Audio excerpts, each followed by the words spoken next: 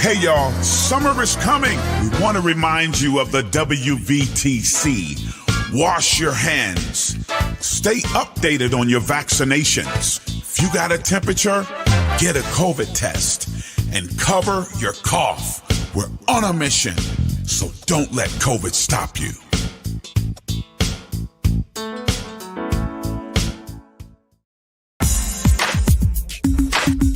Hi, I'm Sandy Rose. Hi, I'm Reverend Franklin D. Morris Jr. Hi, I'm Pastor William Q. James, and we are the owners of WVTC Gospel Radio Network. And I am Ramon Perry, president of WVTC. Well, with your votes and prayers, WVTC Gospel Radio Network made it to round 2 of the Stellar Gospel Music Awards in the category of Internet Radio Station of the Year. And one last time, we need your vote. So we need you to go to www.thestellarawards.com and click on the 2023 Radio Station Award ballot. Once you're on the ballot, look for the category Internet Radio Station of the Year and cast your vote for WVTC Gospel Radio Network, Ramon Perry, president. Voting is limited to 2 per household, and voting closes on Monday, May 1st. We thank you for voting for WVTC Gospel Radio Network, and we ask that God's continued blessings upon you and your entire family. Remember, we're WVTC Gospel Radio Network, where we're winning victory through Christ.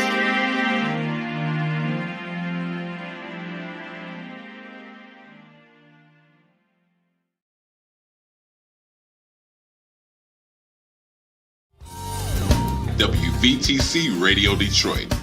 You can find us on Facebook, YouTube, our website, www.wvtcradio.com, or download our WVTC app from the Play Store for Android users and the App Store for iPhone users.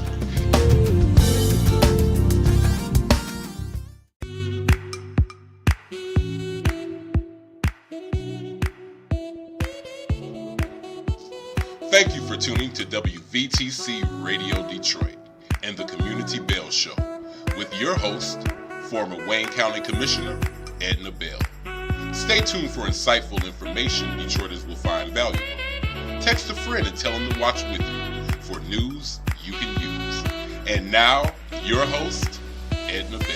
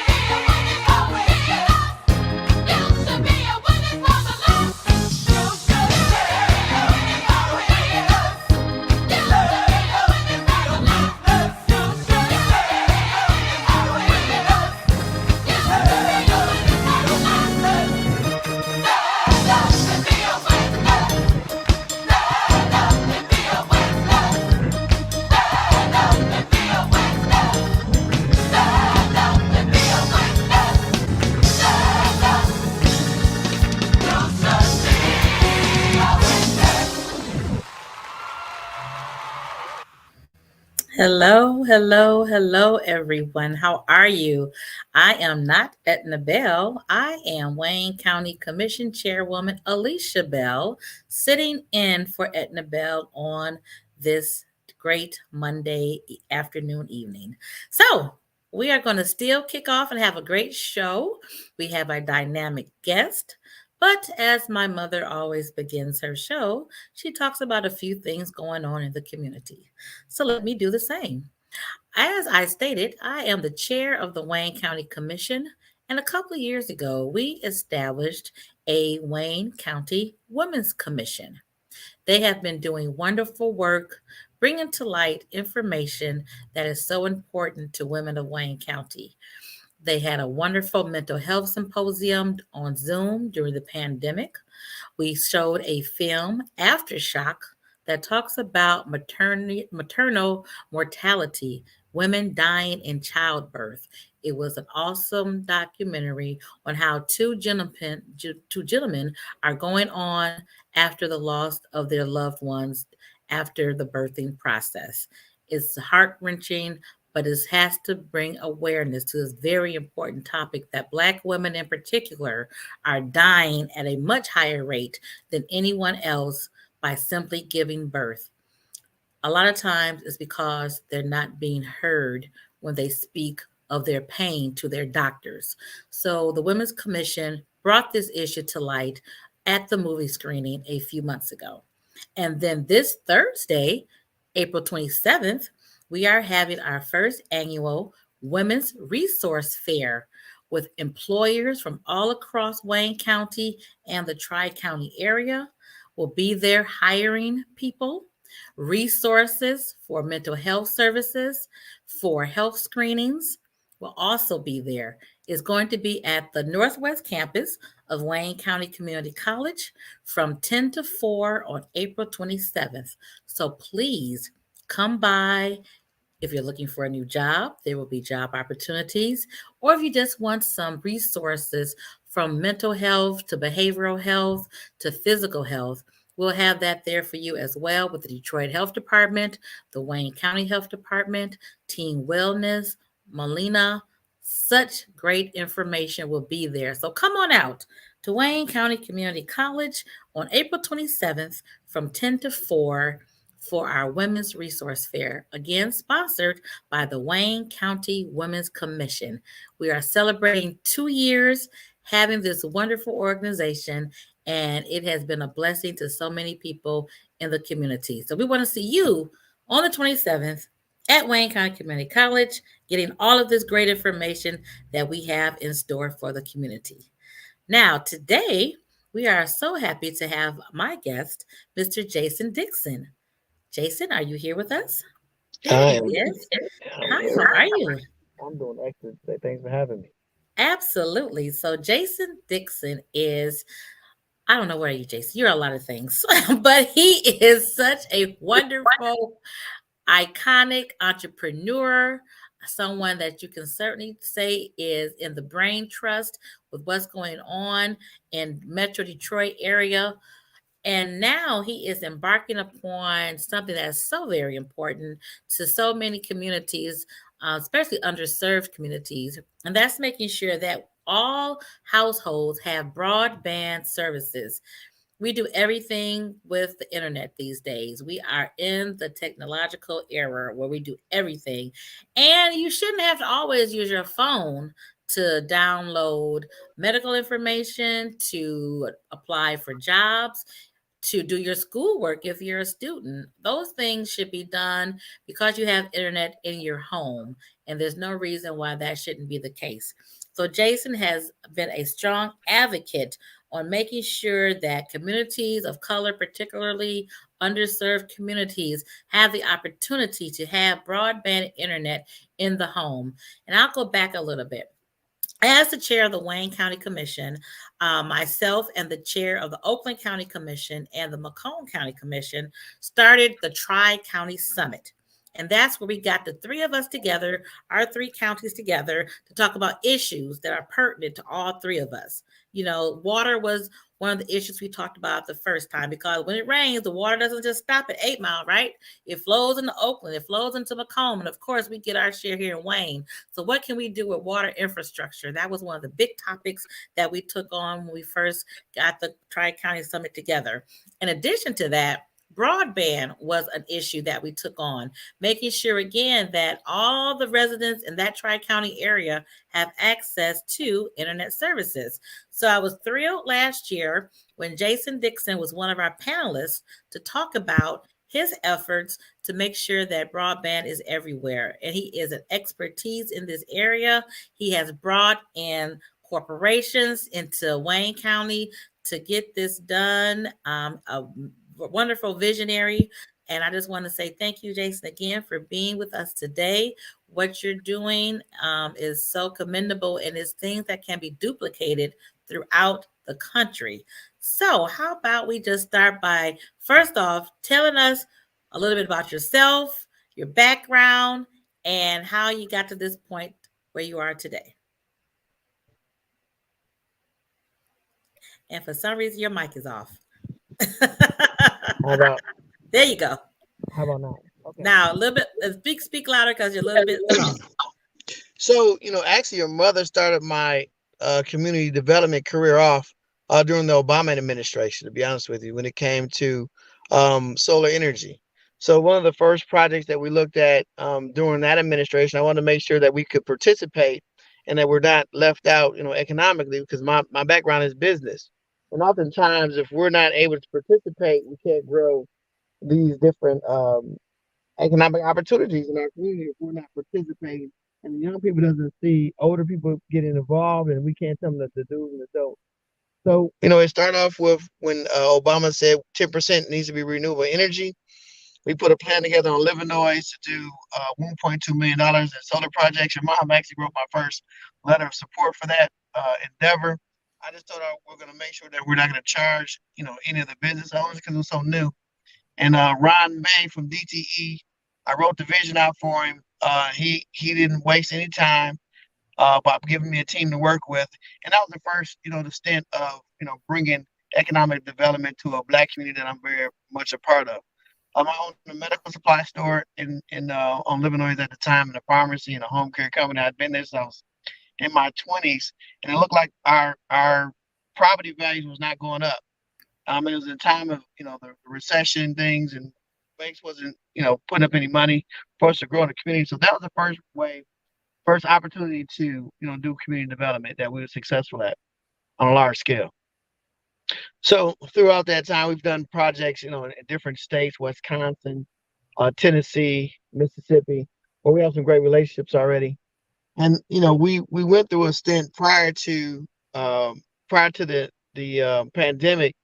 We was with a few basketball players, Ty Lue, Chauncey Billups, Darvin Ham. We was in Cleveland for the playoffs, and they said, well, Jason, we need to come up with something new to help our community out.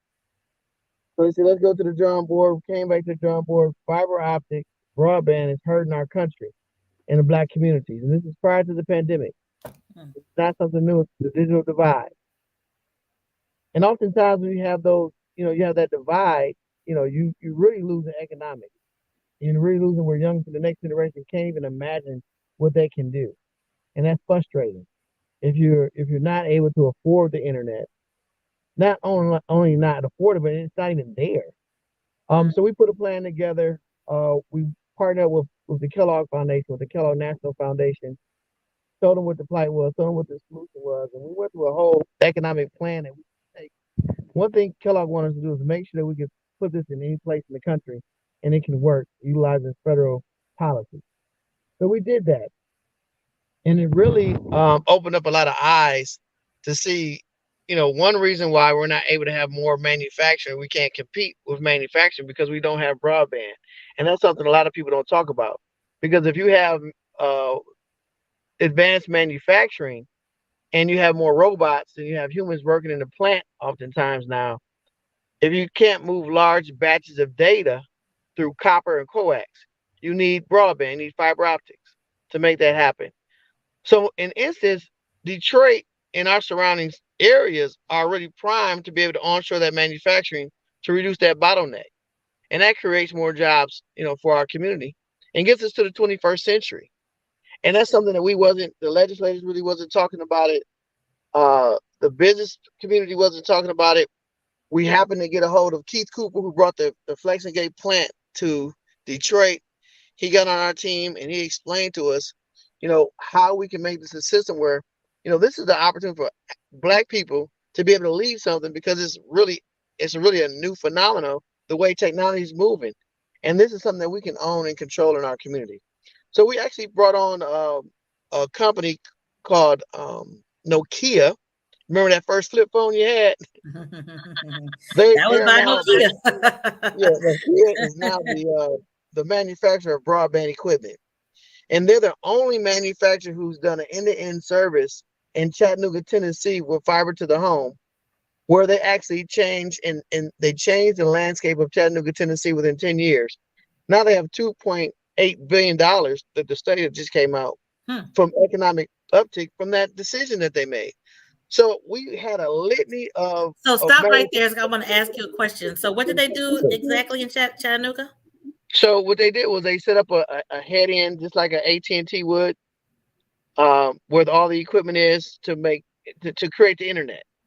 And they ran fiber to each piece of property in Chattanooga, Tennessee. They ran it to the industrial area.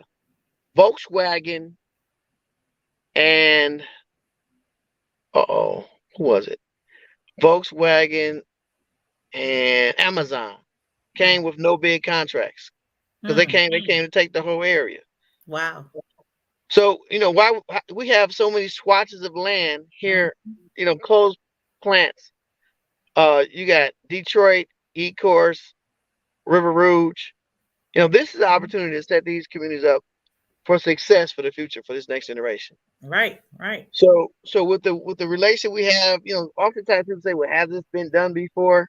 I'm so happy to say yes. And the federal government, NTIA, who runs the broadband program, knows that they have the best broadband in the country, and they can measure the economic impact. So why can't we do that in our community? And why can't it be led by people who look like us?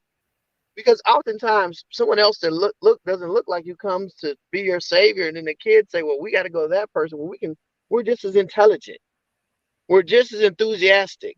Exactly. We have just as much time. We have 24 hours in a day. We just have to manage our time properly. Right. And we can do the same thing to challenge and save and make a better place, quality of life for our community. And that's really the goal. Good.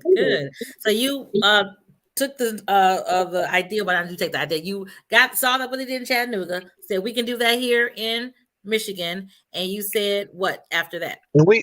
I said we need to add something to this.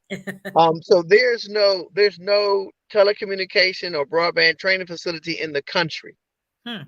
Remember, this is not one in the country. The only way you can get this technology, to learn this technology, is one, if you go to the military. Two, if you are already working for a telecommunications facility, a telco like an AT&T, Comcast. Right. That's the only way you can really get to learn about it, right? Right. So right now they got about $1 trillion coming from the federal government, and we're not prepared. So what I asked them to do was, let's make it a training facility and the head end. We can reduce costs that way and add value to our surrounding communities. So, what community did you choose? We choose Inkster. We choose Inkster. The reason why we choose Inkster, because Inkster has had some problems over the last 30 years. Actually, they don't have a school system. They don't have a real industry. Right. And the mayor, he's a friendly mayor. He wants technology for his community. He wants something new. So it all fit the bill when you talk about home ownership. We brought banks in to talk to the community about Section 8 to home ownership to create a taxation model. So then you can stand that broadband up and don't worry about who's going to pay for it, because now we can fill those homes that's vacant, fill those lots with people that need homes. Then we have an industry that's needed all over the country when it goes to every economic spectrum, from manufacturing, food service, roads, water, everything's connected to the internet, your education system. Right. So we have an opportunity to change the landscape of America from Inkster and replicate those processes. And we've been doing that, taking the same model to Tennessee, to Mississippi, having thought leadership conversations with how do we change this landscape where it's fair and equitable. Right. It's a lot to this. It's a lot to this when you have a whole industry that we can tap into, and we know what history has shown us with our communities when we're not at the table. So we said we're not going to say, can we get at the table? We came to create the table. And right now, all we need is our leadership to step up and say, hey, yes, we did create the table, because how often can you bring a $37 billion corporation to a low to moderate income community that's 6.2 square miles? Right. right. And this would be a model for the rest of the country, which is exciting, because if we can do it there, then you can do it. I mean, even locally in Wayne County, you can do it in Highland Park, Hamtramck, Pontiac, Flint. I mean, you can do it all across the whole state. And we've already started the landscape for that. We've already started the landscape opportunity for that. We've already mapped out Highland Park. We've mapped out River Rouge. We've mapped out Ecorse. We've talked to those mayors. So we're making sure that we understand what that landscape can look like to bring the economic opportunity, because of the relationships we have with the manufacturers in Tokyo. They're the largest chip manufacturers in the world. This is how you bridge relationships to make sure that we're stronger in our communities. Right. Now, tell us about the building that you have in Inkster. So this is a wonderful story about this building. I know. I'm really excited about what we've done in Inkster with this location. We actually purchased Inkster's old city hall that's been dilapidated since 2014. It had about 3.5-4 feet of water in it across 10,000 square feet of the basement. Wow. When the mayor said, show them what you can do, I took 5 real nerds, they're engineers, and 2 guys I grew up from 8 Mile. And we went in there in January and we pumped the water out. Wow. We pumped that water out from January to almost the end of February in the cold. And nobody complained. Everybody showed up because we wanted to say, hey, if you're going to give us an opportunity, we're going to show you how strong we really are. Right. And we've worked on that building and got that building to a point where Dominic from MEDC came last month and said, you guys are on the right track. NTI has been out. The folks from the broadband office came to the building and said, you guys are on the right track. You're taking a building, you're repurposing the building. Now it can have multiple use. It can be used for education. And we're not talking about low-paying jobs. Most technology jobs pay 30% more than any other jobs out there, and the people are needed all the time because technology changes so much. So why not put that in our community right up under the noses of the people who really need it? Because it's time for us to really change the trajectory of our communities. Now, this building, Nokia came to the building 3 times now. The vice president came. Their engineers have come. They've done the design. We're ready to go. We're almost at the point where we're done cleaning it out. All the old carpet's gone. You have no old stench. All the old tile is gone. Dominic was amazed at what we've done in such a short period of time. And so we're just ready to go and get started. People in Mississippi call us, have you got started in Detroit yet? We're like, no, not yet. We're working on it. Tennessee, we have 2 cities where the Blue Oval is going in Tennessee, where they gave us a letter of intent to do those cities. But we're committed to our community first. We don't have, it's not enough people that even know what to do with broadband. So we told them, you can wait. You can wait. Because this is our model, our blueprint that we want to bring to you. So we have to get it done in Wayne County first. And plus I told the county executive, we're going to work on this. We're going to get it done. It's not a pie in the sky. If it was a pie in the sky, I wouldn't have a $37 billion corporation talking about putting their name on a building. Right. And it's awesome that you tell a story about what the building looked like. You all took the building, gutted it, got the water out. You have your location, then and there's going to be a training facility for people in the neighborhood. They can go there, get trained for these jobs. That's going to be such Absolutely.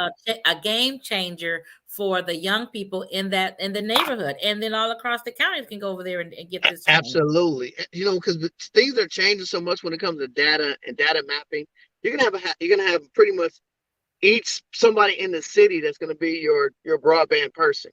They're gonna have to come and get that training so they can understand what's going on and how to manage that city, how to manage that city's data. And that's a Right. lot of things that we're not talking about right now. Then as you look at the climate change, in the next 10 years, they're gonna probably force DTE to put the electrical lines underground.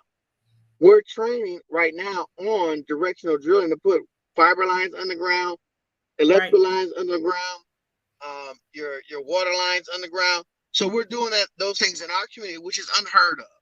It's unheard of. We wouldn't purchase the drill prior to them announcing the infrastructure bill. Now you can't get a drill. It's a year and a half behind to get a drill, but we have our drill now, so we're Oh able wow. to train because we had some thought leadership to say, hey, back in the day, we have some guys that's about 75, 80 years old that kind of talks to us about what happened when they first got into business.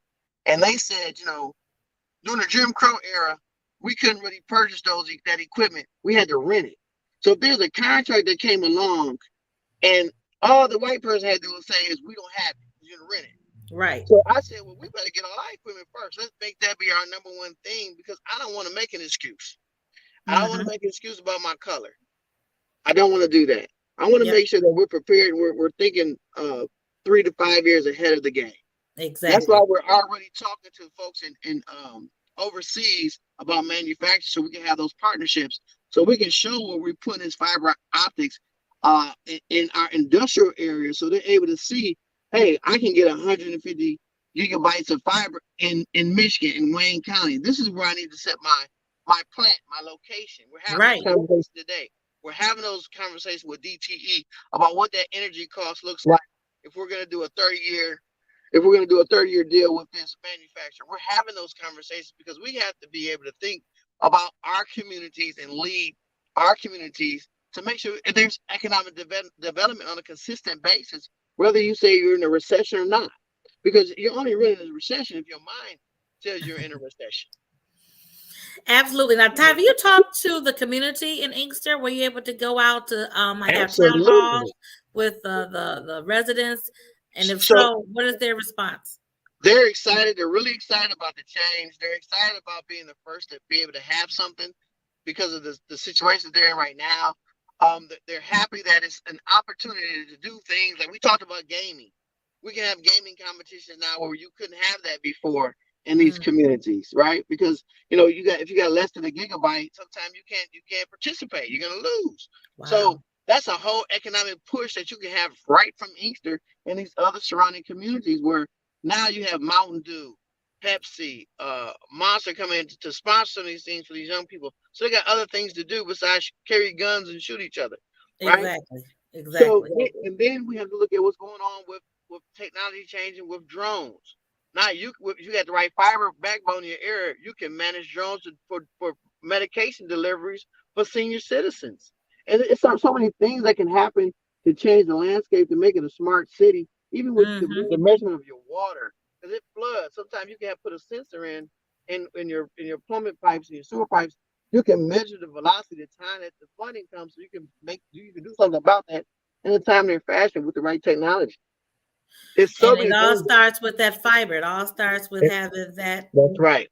That's right. And you know what? One of the things the a lot of the senior citizens in Inkster are really concerned with the employability of their children. Yes.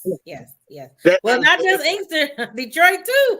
Well, yeah, Detroit too. But when we did our because we surveyed I think it was like 836 homes over a year and a half period. Okay. And when you look at the surveys, what people are concerned about, they're concerned about employment. They're concerned about safety. Right. And when you look at having fiber optics in your community, that's a safety position because now you have gunshot protection. You can have video analytics where it can light the community up, better. And it gives you a better response time for some of the police officers because they'll know what's going on quicker, and they can kind of see the anomaly on their computer from their vehicle. So once you really learn what it is, you understand that value. It's really essential for us to have it now. And then when you're down river, guess who makes the money off our cell phone? Canada. Oh, because of the towers ping off of right. Just So pinging if off we of bring the that Canadian. closer, You we see that bring when you're flying in and your phone says you're now losing Canadian Wi-Fi when you're coming in from like DC. right. So why should we be giving up? Why should we be giving up our dollars to them, our taxations to them, and we don't have to? All we have to do is and the money is coming from the federal government. We have money to create jobs. We have money for BIPOC communities, and this is what the thought leadership has to do. And I believe, I just know, bringing a $37 billion corporation is going to attract other technology corporations. We already know Microsoft. Right. We got to meet with Microsoft on Thursday. Microsoft wants to partner with us to partner with us on technology that only 10% of the telco manufacturing has. And what this technology does, it gives us an opportunity to control broadband in low to moderate income communities. I don't have to be in Mississippi from a signal. Right. So right. they want to partner with us so we can get this, so we can really solve this problem because we're so entrenched in it. And I thought it was just a real blessing for them to sit down to the table with us and go through this process to create value for us in our community. Absolutely. And you're talking about what the people want for their children. That's it. They want to make sure that their children are educated, right? And then that they have an opportunity to get employment to better their lives, for home ownership, to do whatever that they want to do. But it all starts with education and then pathways for employment. You have to have some kind of pathway for employment with that training, and that's going to undoubtedly enrich the community of Ecorse, and then that can just spread over to other communities. So that's so important that you have those town halls with those community members to get their buy-in as well, because they need to be bought into this process and to buy in of making sure that they're going to stick around a little bit longer, maybe not move so quickly out the neighborhood, but know that some great things are happening for them and their children. Just imagine we told them, we have the study from Michigan State and U of M, that broadband brings $5,500 in equity to your home. Right. So just imagine what that look like for Wayne County as a bond holder, right? Mm-hmm. They are full of fiber. They can communicate. They have upward mobility. That makes your community more valuable. Mm-hmm. Mm-hmm. Mm-hmm. And this is something that hasn't happened in our generation. Right. And again, and having corporations come into town, because like I said, if you have one there, then others will follow. They come and then it becomes like a tech hub for the entire region. Absolutely. And that's the goal. That's really the goal. That's why we're making sure we're having these conversations with with other governments that specialize in technology, so we can create that buzz for our community. I love it. Well, that is awesome, Mr. Dixon. Now, do you have a time frame of when you hope to have this up, the first phase of this up and going? But it's actually a 2.5-year process to put everything together. We can start once we finish the building, we can start training immediately. We already had the modules done. Our partnership with Nokia and another company called Festo, that's in 68% of manufacturing across the globe for Industry 4.0, is we'll be able to train and implement as we train. So we'll train 2 days in the classroom, 3 days laying fiber, mapping the city, and doing all those things to place the cabinets in the right place. Okay. Your sound went out a little bit, but tell me about the fiber going through the homes. What does that look like? So what that looks like, it's a machine that you might have seen with DTE that drills, the gas lines underground. It's the same type of machine. And what we're doing is we'll start from the Inkster's old City Hall. So we talked to the mayor. Our first location to do is to go from City Hall to the Senior Citizen Building. That's on Inkster Road, right? So we're going to go up from that Senior Citizen Building to make sure we light them up first. Go up Inkster Road to Michigan Ave. Go up Middle Belt. on Middle Belt, there's a piece of property that used to be a school system that's 33 acres that's an adjacent to a railroad line. In that space right there, you have the railroad line. I think it's an international railroad line too. Also, there's 8 minutes from the airport. They're 5 minutes from the freeway. That's the piece of property that we're talking to manufacturers about. Once we light that up, we're letting them know what we're doing. We send them the landscape. We actually got 13 manufacturers overseas that's looking at it right now. So we want to do that next. Then we're going to go straight to public housing. You take it from public housing and you work your way back through the city all the way to Beach Daily, on the other side of Dearborn. And now, and we'll be done. And we look, the way the program is 300 people a year can come out of this program, not just learning fiber optics, but learning about routers, switches, how to map the community out, the digital mapping that they're doing right now when you have underground utilities that nobody else in the country is doing right now. Okay. And we'll have that software too to train on those type of things and the underground, just pretty much underground construction. Okay. Now, if I'm a homeowner in Inkster and I have the opportunity to have the fiber come into my home, is there a cost to me as a homeowner, or how does that work? So it's not a cost to install it. It's a cost is to have the internet, just like AT&T. But the prices, here's what we're doing. We're giving them more bandwidth for 30% cheaper than any of the telcos in the area. Okay. So we're starting off at a gigabyte. We already made the deal with our suppliers that we're going to start this low to moderate income community with a gigabyte, because I want to show value for our community, and then we'll be able to replicate that as we show it first. We're starting off with this. Whatever the ROI looks like, we are already starting off with a gigabyte, because that's what we need. We want to make sure we're future proofing this, because I don't want to be saying we shoulda, woulda, coulda, because the government says this is all you need. All I need. If they tell me all I need, and I'm in a Black community, this is how I think. We need more. We need more. We need more. Because we want to be able to compete. I don't need less. I need more so we can compete economically, not just for today, but for the future. So everything starts with a gigabyte. Okay, and that's more than what? Yeah, that's more than what you need. Yeah, way more than what you need. Now, is the program that you're speaking of with the federal government, is that under the Department of Energy with Secretary Granholm, or no? It's under NTIA. Okay.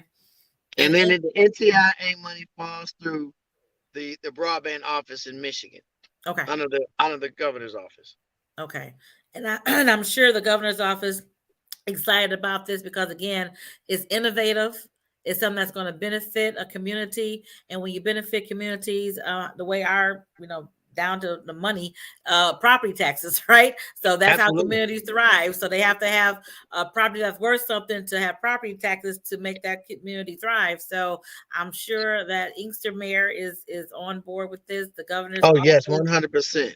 The governor, he's our greatest champion. He calls me, "How are we looking, Dixon? How are we looking, abroad? I need to hear a good story now. What's going on?" So it's a great opportunity for us to be there. I'm glad it's us that's there. I'm glad that we have a young team that's energized. We have one phenomenal guy named Aaron.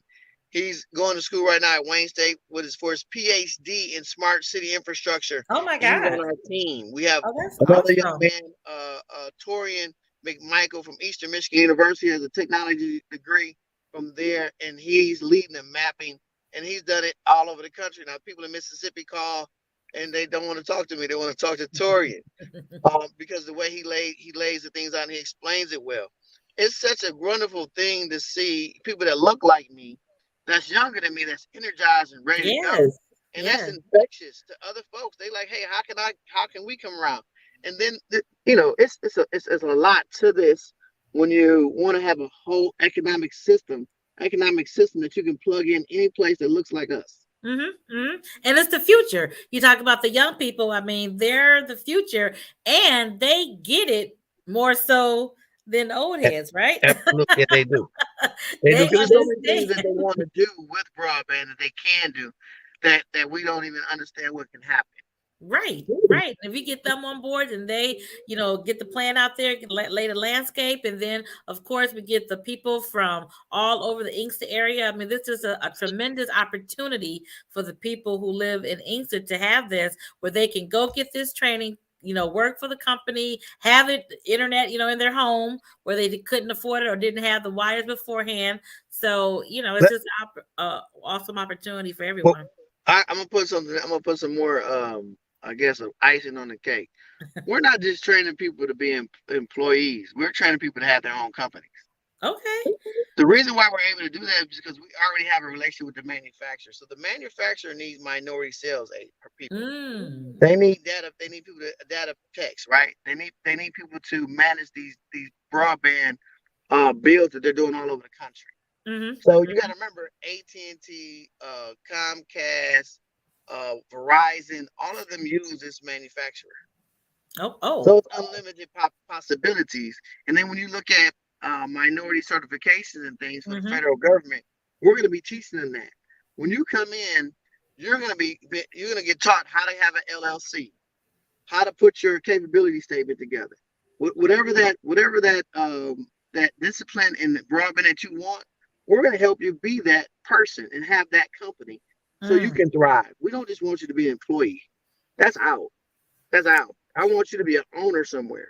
It's kind of like with the skilled trades. You learn plumbing, and then you take that knowledge of plumbing, and then you operate your own business, your own plumbing business. Absolutely. So the skilled trades of the day is now technology. Yeah, it's a necessity. So Cat 6, Cat 5, and some Cat 6 that's in buildings right now. In the next 5 years, it's going to be obsolete. So all these buildings have to be redone, and we're not talking about that. So what we're doing, we're looking at everything that's 5 or 10 years out, so these kids can be prepared to be able to participate and bring that money back to Wayne County. Keep that money in Wayne County.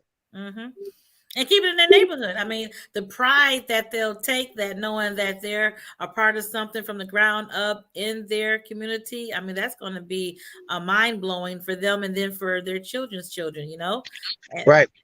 So, and one of the things that we have, we're actually working on putting a credit union in the building too. Because financial literacy has to be part of this, right? Right. We just don't want to give people money. What's the best way to do it? You only need 200 square feet. Right. I'm learning a lot. You only need 200 square feet for a credit union, right? You need a lot of space. So learning how to invest their money, how to save their money, open up bank accounts. Now you got a whole ecosystem right there in Inkster.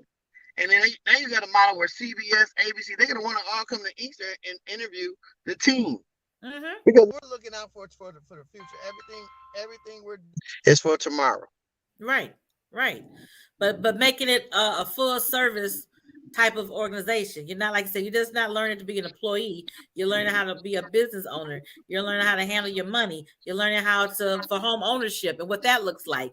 I mean, you learn how to build, all of that has to be incorporated into this to make the whole community thrive. And that's what is the catalyst for the beginnings of making the whole community thrive on multiple levels. Yes. So I love it. Yes. So we're making sure that we're managing that space properly. Yes. And making sure that it's wraparound service. We got a meeting coming up with some folks from Head Start.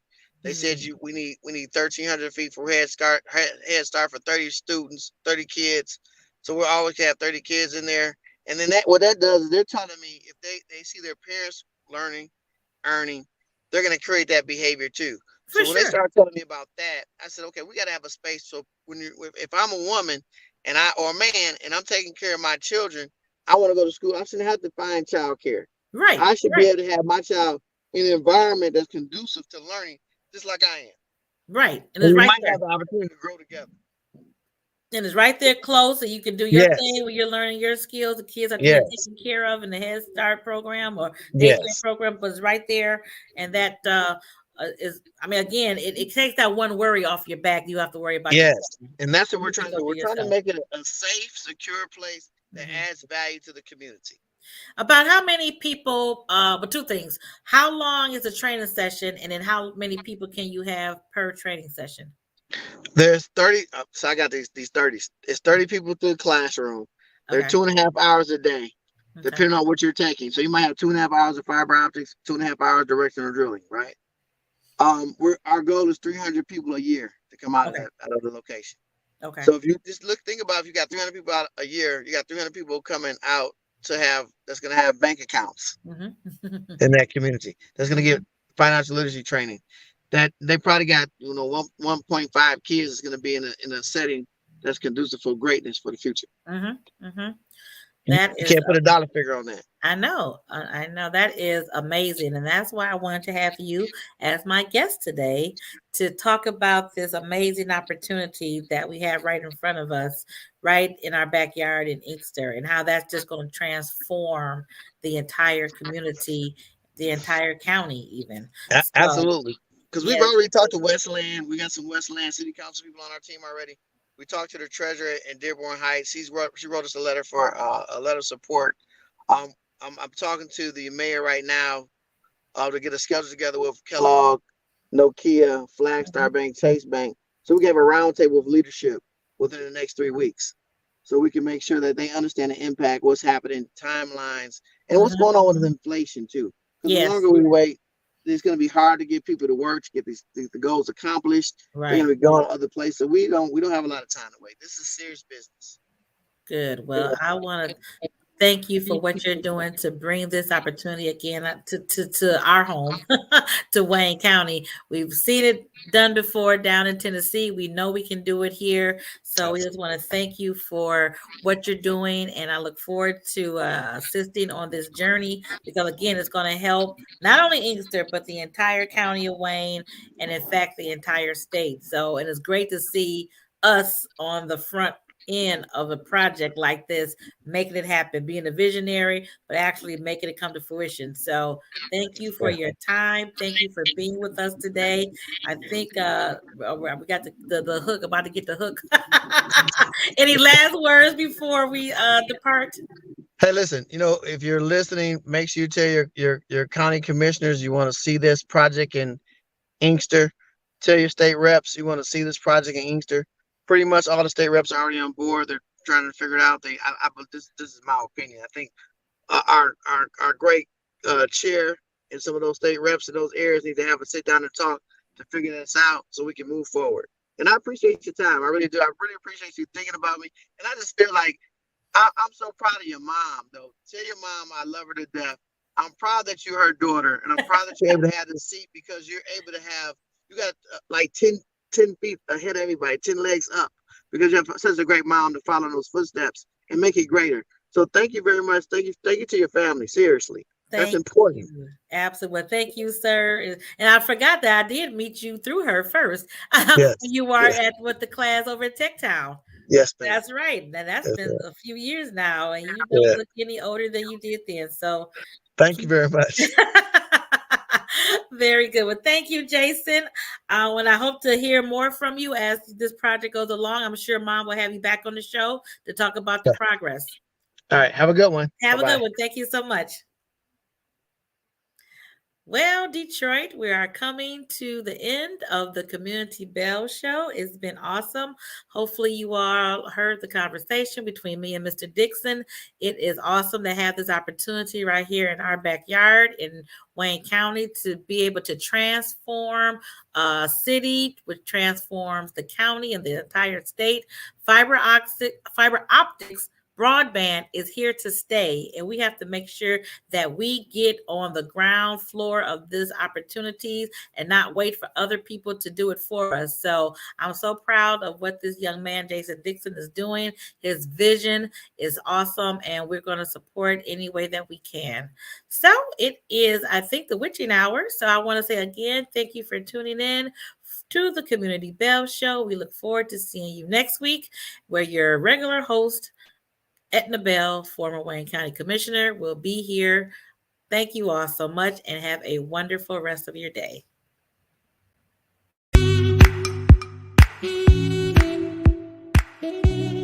Thank you for listening to Community Bell with your host, former Wayne County Commissioner, Edna Bell. This broadcast was brought to you by WVTC Radio Detroit. You can find us on Facebook, YouTube, our website, www.wvtcradio.com, or download our WVTC app from the Play Store for Android users and the App Store for iPhone users. If you've enjoyed this broadcast, tell a friend to tune in. We'll see you next Monday at 4 p.m. Eastern to the Community Bell Show, right here on WVTC Radio Detroit.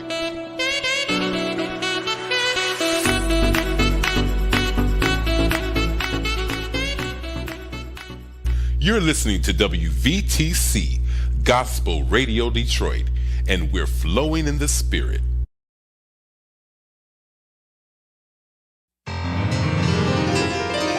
Here's just one of the fine programs right here on WVTC Detroit.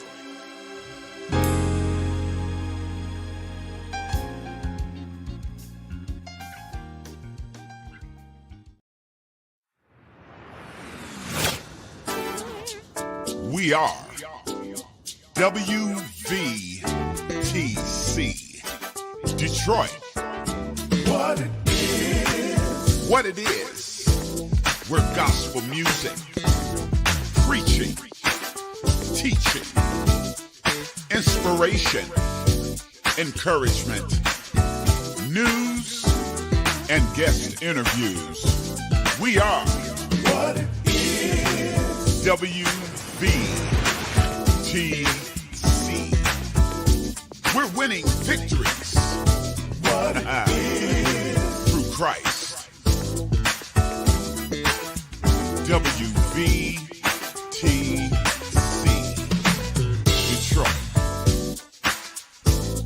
All up in the community. That's who we are. What it is.